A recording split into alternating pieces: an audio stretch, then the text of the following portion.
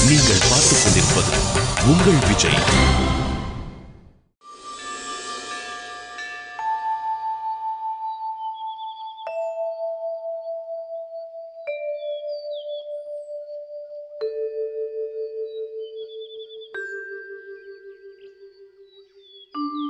சம்போ மகாதேவா ஸ்ரீகண்டேஸ்வரா பரபிரம்மமூர்த்தி, சம்ஹாரம் செஞ்சு எங்க ஜென்ம பாவங்களை எல்லாம் போக்கி புண்ணிய நிறைஞ்ச மறு ஜென்மத்தை எங்களுக்கு கொடுக்கிற மோட்ச சக்தியம் தானே நீ. பரமேஸ்வரா, ஒரு கலைஞனா இருந்தும் கூட எனக்கு அந்த விஷயம் புரியாம போயிடுச்சு. எல்லா நிறங்களும் ஒரே பிரகாசத்துல குடிக்கொள்ளுது அப்படிங்கிற உண்மைய, நம்பிக்கையும் ஆச்சாரங்களும் அனுஷ்டானங்களும் வெவ்வேறா இருந்தாலும் எல்லாமும் ஒன்னா சேருது ஒரே உண்மையான அந்த பரம்பொருள் தான் இப்ப எனக்கு தெளிவா புரிஞ்சிருச்சு. ஹரியும் ஹரனும் சக்தியும் எல்லாமே வெவ்வேறு உருவத்தில் இருக்கிற ஒரே சக்திகள் தான். குற்றத்தை உணர்ந்து கண்ணீரோட வேண்டிக்கிற ஜென்ம விமோச்சனத்தை எனக்கு தரணும்னு நான் கேட்டுக்கிறேன்.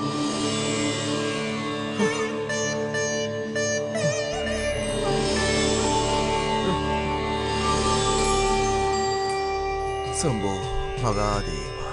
வணக்கம் சிதம்பரம் ஐயா. நீங்களா? மகாராஜாவும் மகாராணியும் விரதத்தை முடிச்சுக்கிட்டு நாளைக்கு இங்கிருந்து புறப்படுறாங்க. என்கிட்ட சொல்லிட்டு போகலான்னு வந்தீங்களா?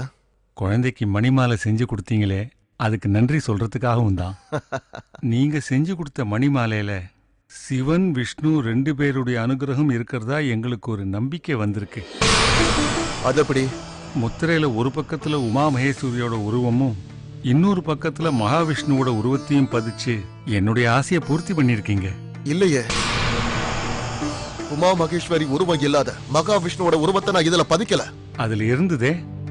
உங்க சந்தேகம் தீரணும்னா இதோ இந்த முத்திரையை கொஞ்சம் பாருங்க.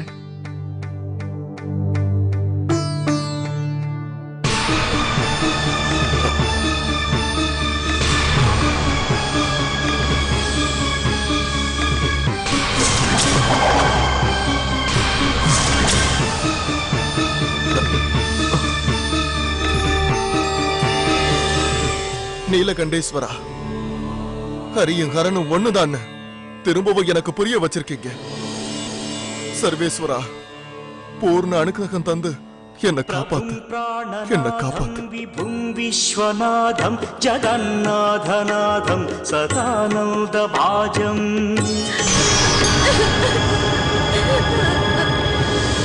என்ன என் கேள்விக்கு யாரும் பதில் சொல்லாம இருக்கீங்க? எல்லாரும் ஊமை ஆயிட்டீங்க.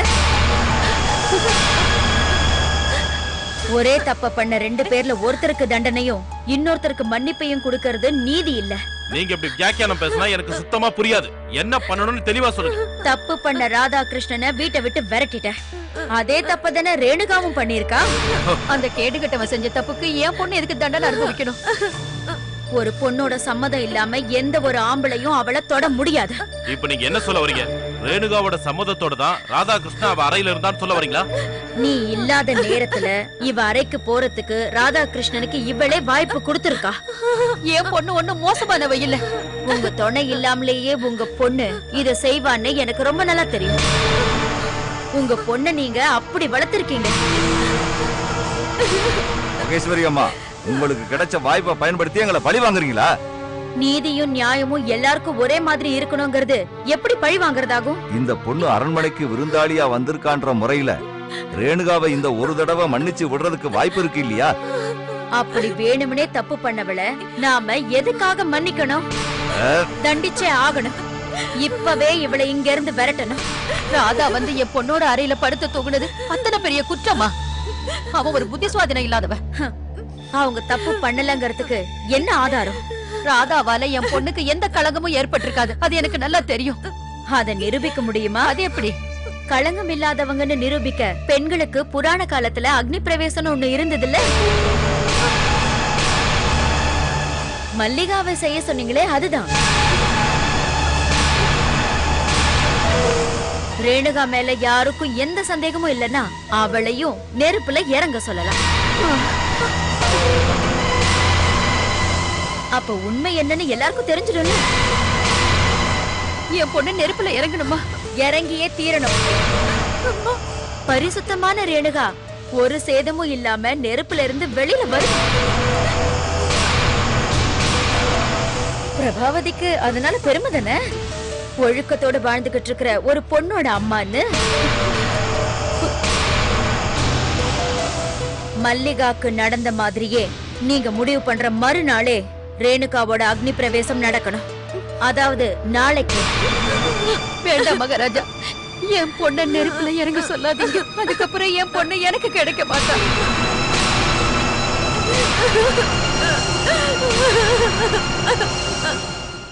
அந்த ரேணுகா அம்மா என்னை என்னெல்லாம் சொல்லி ஆசை காட்டி இங்கே கூட்டிக்கிட்டு வந்தாங்க.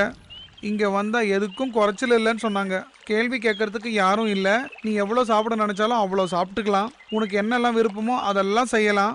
ஒரு இளவரசன் மாதிரி வாழலான்னு சொன்னாங்க. ஆனால் இப்போ அனாதை மாதிரி இங்கே உட்காந்துருக்கேன். யாரும் இல்லை, சாப்பிட்றதுக்கும் ஒன்றும் இல்லை. என்ன பண்ணுறதுன்னு தெரியல, எங்கே போகிறதுன்னு தெரியல. பெரிய மாமி, என்னை இந்த மாதிரி ஆசை காட்டி மோசம் செஞ்சதுக்கு நீங்கெல்லாம் நல்லா இருக்க மாட்டீங்க.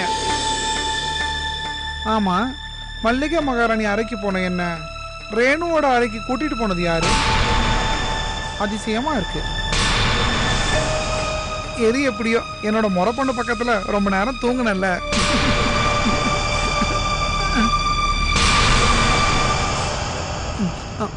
மல்லிகை மகாராணி,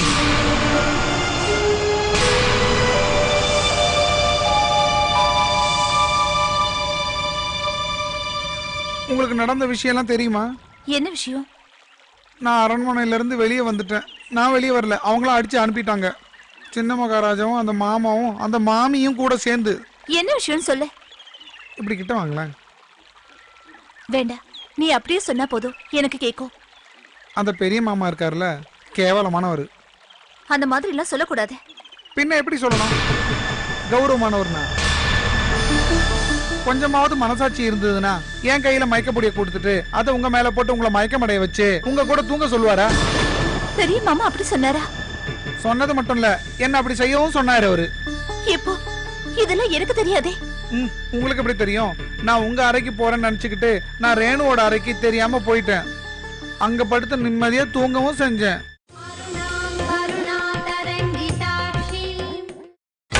நீங்கள் பார்த்துக் கொண்டிருப்பது உங்கள் விஜய். போது நிறுத்து, கேட்கல அருவருப்பா இருக்கு. மகாராணி, இந்த கேவலமான வேலையை தான் அந்த பெரியவர் என்கிட்ட செய்ய சொன்னாரு. உங்களை அவமானப்படுத்த நினைச்சாரு. ஆனா கடைசியில் அவமானப்பட்டது ரேணு. போது நிறுத்து. மகாராணி, இப்படி போனா எப்படி? நான் மயக்கப்பொடி எடுத்துட்டு போகும்போது தப்பு பண்ணல. மயக்கப்பொடி அவ முகத்துல தெளிக்கும் போது நான் எந்த தப்பும் பண்ணல. அவ அறையில நான் தூங்கும் போது எந்த தப்பும் பண்ணல. இப்படி எந்த தப்பும் பண்ணாத என்னதான் எல்லாரும் அடிச்சு அரண்மனையை விட்டு விரட்டிட்டாங்க. உங்களையும் என்னையும் அவமானப்படுத்தி அரண்மனையை விட்டு வெளியே அனுப்பணுன்றதுதான் அவங்க திட்டம். அந்த தேவி தான் என்ன ரேணு அறைக்கு மாத்தி அனுப்புனது. உன்னால முடியாதுன்னு நீ சொல்ல வேண்டியதானே? அவங்க தான் இந்த மாதிரி எல்லாம் செய்ய சொன்னாங்க. உங்களை எனக்கு கல்யாணம் பண்ணி தரேன்னு சொன்னாங்க. அவங்க எனக்கு மந்திரம் பண்ணி என் மனசை மாத்திட்டாங்கல்ல.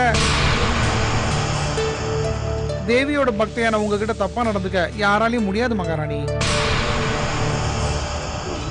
எங்கேயும் போறதுக்கு வழி இல்லை. இருந்தாலும் எங்கேயாவது போய் ஆகணும்ல. ஆனா இந்த தேசத்தை விட்டு போறதுக்கு முன்னாடி இங்க இருக்கிற எல்லார்கிட்டயும் நான் ஒண்ணு சொல்லணும். சின்ன மகாராஜாவும் அந்த பெரியவரும் அநியாயம் நிறைய பண்றாங்கன்னு.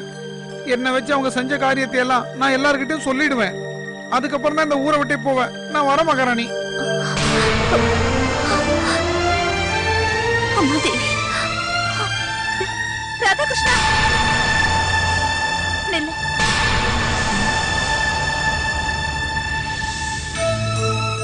ராதா, நீ இப்ப என் கூட அரண்மனைக்கு வா. மகாராணி, எனக்கு அங்க இருக்கவங்களை பார்த்து நிறைய கேட்கணும். கேட்கறது மட்டும் இல்ல, அதுக்கான பதிலும் கிடைக்கணும். அப்போ நீயும் கண்டிப்பா அங்க இருக்கணும். எனக்கு நடந்த எல்லா அநியாயத்துக்கும் நீதான் சாட்சி. எனக்கு பயமா இருக்கு மகாராணி. அந்த மகாராஜா நான் அடிச்சே கொன்னுடுவாரு. உன்னை யாரும் எதுவும் செய்ய மாட்டாங்க. என் கூட தானே வர, தைரியமா வா. வா.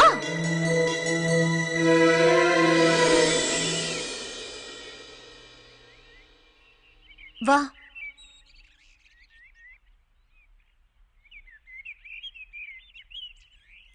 அங்கே நில்லு. ஏய், உன்னை இந்த தேசத்துல நான் எங்கேயும் பார்க்க கூடாதுன்னு சொல்லிருக்கல. இல்ல, நான் தான் அவனை என் கூட கூட்டிட்டு வந்தேன். சரியா போச்சு. அப்ப மத்தவங்க சொல்றதெல்லாம் உண்மைதான்.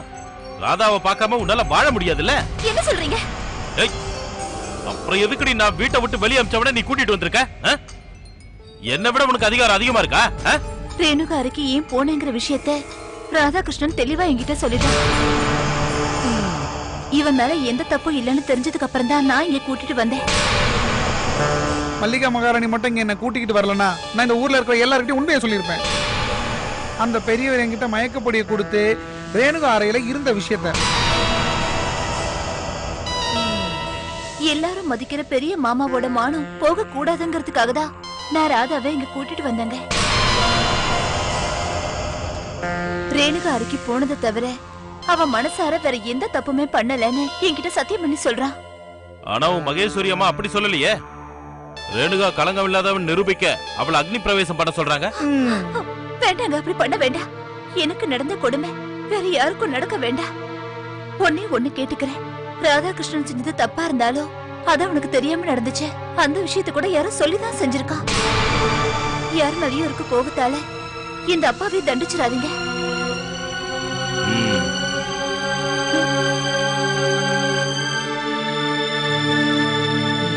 இப்ப என்ன பண்ணுவீங்க? மல்லிகா மகாராணி, நீங்க எனக்கு தெய்வம் மாதிரி. இந்த உதவிய நான் என்னைக்கும் மறக்க மாட்டேன். வரட்டா?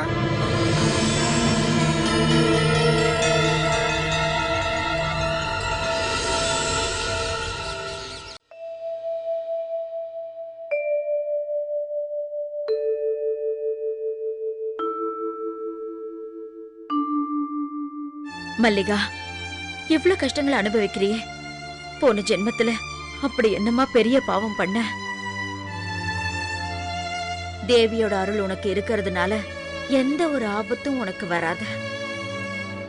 உனக்கு யார் என்ன கெடுதல் நினைச்சாலும் கடைசியில தேவி மகமாயி உன்னை காப்பாத்த நிச்சயம் வருவா. இருந்தாலும் உன்னை நினைக்கும் போது எனக்கு கஷ்டமா இருக்கு. எதிரிகளை எதிரிகளா பார்க்க உனக்கு தெரியல. உனக்கு துரோகம் செஞ்சவங்க கொஞ்சம் சிரிச்சா போதும், நீ எல்லாத்தையும் மறந்துடுவ. நிரபராதியை தண்டிச்சா அவங்களுக்கான தண்டனையை அந்த கடவுளே கொடுப்பாருமா. அத நினைச்சுதான் நான் எல்லாத்தையும் சகிச்சுட்டு போறேன். எல்லாரும் நல்லா இருக்கணும்னு நினைக்கிறேன். அப்படி இருக்கும்போது தேவையில்லாம என்ன அவமானப்படுத்தி தலைக்குனிய வைக்கணும்னு நினைக்கிறவங்களுக்கு அந்த தேவியை தண்டனை கொடுப்பாமா. எனக்கு எந்த ஒரு ஆபத்தும் நிச்சயமா வராதுமா. நீ சொல்றதெல்லாம் சரிதாமா. அதுக்காக நீ இப்படி பண்றதெல்லாம் கொஞ்சம் கூட சரியில்லை. நான் என்னமா தப்பு பண்ணேன்? அந்த ராதா தான் இங்க இருந்து ஒழிஞ்சு போயிட்டான்ல, அப்புறம் எதுக்கு நீ அவனை திரும்பவும் இங்க கூட்டிட்டு வந்த? அவன் ஒண்ணும் நல்லவனே கிடையாது. அப்படியே அவன் நல்லவனா இருந்தாலும் அவன் ஒரு சரியான முட்டாளாச்சே. பிரபாவதி சொன்னா அவன் எப்பேற்பட்ட கெட்ட காரியத்தையும் செய்வான். ராதா அப்படி சங்கடப்படும் போது என்னால எப்படி மாத பாத்துக்கிட்டு சும்மா வர முடியும்? நீ செஞ்சிருக்க கூடாது. அவன் ஒரேடியா போயிருந்தா அவன் பின்னாடியே பிரபாவதியையும் அவளோட பொண்ணையும் நான் அனுப்பி வச்சிருப்பேனே. அது எப்படி முடியும் மகேஸ்வரி அம்மா? என்னால முடியும். ரேணுகா தப்பு பண்ணலன்னு அவங்க சொன்னப்போ அதை நிரூபிக்க ரேணுகாவும் நெருப்புல இறங்கணும்னு நான் சொன்னேன்ல. அவளை எல்லாம் இப்படிதான் பழி வாங்கணும். இப்படி பழி வாங்குறது தப்பு இல்லையாமா? அப்படி பழிக்கு பழி வாங்க முடியலையே. அக்னி பரீட்சைங்கிற வார்த்தையை கேட்டாலே அவங்க 2 பேரும் ஓடி போயிடுறாங்களே. நெருப்புல இறங்கினா என்ன ஆகும்னு பிரபாவதிக்கு ரொம்ப நல்லா தெரியும். ஐயோ, அதெல்லாம் ஒண்ணு வேண்டாமா. சன்னியாசினி அம்மா என்ன நல்லா பாத்துக்கிறதுக்காக தானே வேலுவை என் கூட அனுப்பி வச்சிருக்காங்க. தெரியும்ல உங்களுக்கு. வேலு என் கூட இருக்கிற வரைக்கும் நிச்சயமா எனக்கு எந்த ஆபத்தும் வராதும்மா.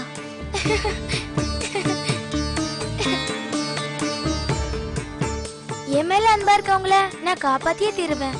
நிச்சயமா. அதுக்கு தடையா இருக்கவங்கள நான் தண்டிக்கவும் செய்வேன். நீங்க 2 பேரும் என் மேல அன்பா இருக்க மாதிரி நடிக்கிறீங்க. நான் எதுக்காக இங்க வந்தேன்னு என்ன யாராவது கேட்டீங்களா? கேக்குறேன்பா. நீ எதுக்கு வந்தேன்னு சொல்லு பாப்போம். சாப்பிடுறதுக்காக வந்தேன். அதுக்கு இன்னும் நேரமாகவே இல்லையே. என் வயிறுக்கு தெரியுமா நேரங்காலம் எல்லாம். பாவம், என் வயிறுக்கு ரொம்ப பசிக்குது. அதுக்கு என்னப்பா, நான் சாப்பாடு போடுறேன். இன்னைக்கு வகை வகையா சமைச்சு வச்சிருக்காங்க. ஓ, அப்படின்னா நான் நிறைய சாப்பிடுவேன். வா.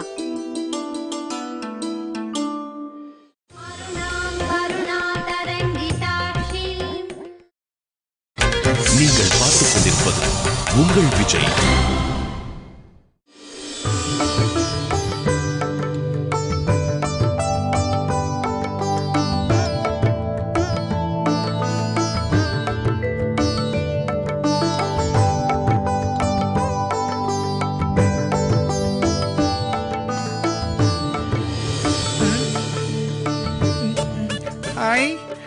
சாம்பார் வாசனை மூக்க தொலைக்குது.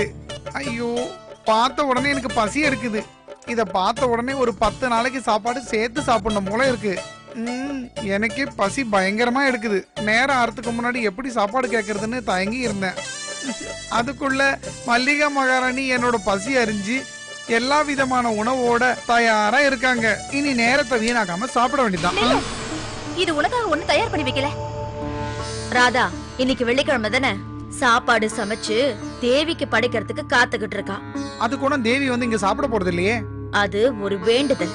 பரிமாறி வச்சுட்டு நம்ம எல்லாம் கொஞ்ச நேரம் கதவை அடைச்சிட்டு வெளியில நிக்கணும். அப்ப தேவி இங்க வந்து சாப்பிடுவாங்கிறது ஐதீகம். இந்த மாதிரி எல்லாம் பேசி மாமி என்ன ஏமாத்த பாக்காதீங்க. தேவி வரும்போது வேற இலையில சாப்பாடு போடுங்க. மல்லிகா மகாராணி பரிமாறி வச்ச சாப்பாடு இப்ப நான் சாப்பிட போறேன். ராதாகிருஷ்ணா, என்ன கொன்னால இந்த சாப்பாடு சாப்பிட்டு தான் போவேன் நானு.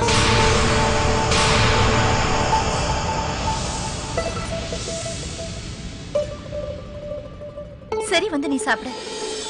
மல்லிகா மகாராணி தான் ரொம்ப நல்லவங்க, நீங்க கெட்டவங்க. உங்களுக்கு தான் என் பசி நல்லா தெரிஞ்சிருக்கு.